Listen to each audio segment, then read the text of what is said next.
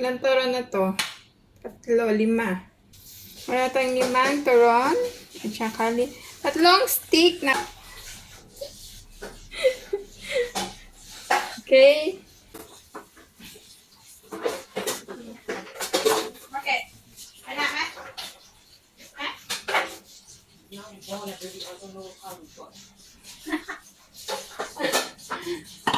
Okay, kukunin natin yung wrapper. At ito na yung ating binalot na turon. Ayan na siya. Ito na yung binalot nating turon at ready to fry. 5 piraso. Ew. BBQ!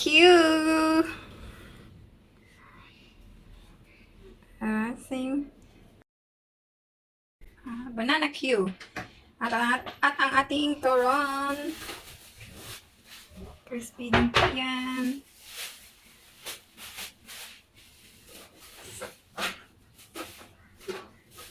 Salamat lagi sa panonood sa video ko.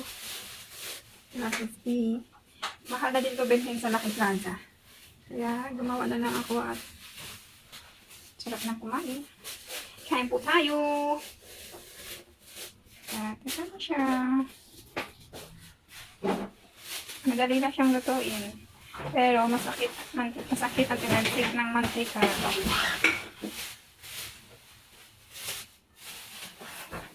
Ang sakit pag ito ay kinukurot. Pero solve na naman ang ating mga merienda for today. Magkano na kayo ito? Bili na kayo, turon. Turon kayo dyan. At ito na yung ating turon.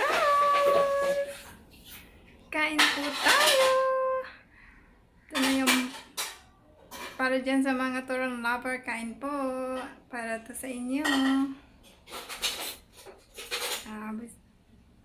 So, na naman ang ating merienda. Diba? At, ito din yung ating, sabihin nyo kasi hindi ako nagluluto.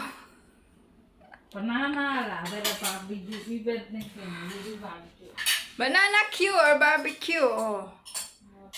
Ito na yung ating bananaque. Kain na tayo mga darling. Yeah, mahalin to. Magkano kaya to sa Pinas pag binili mo? Yummy! Let's eat!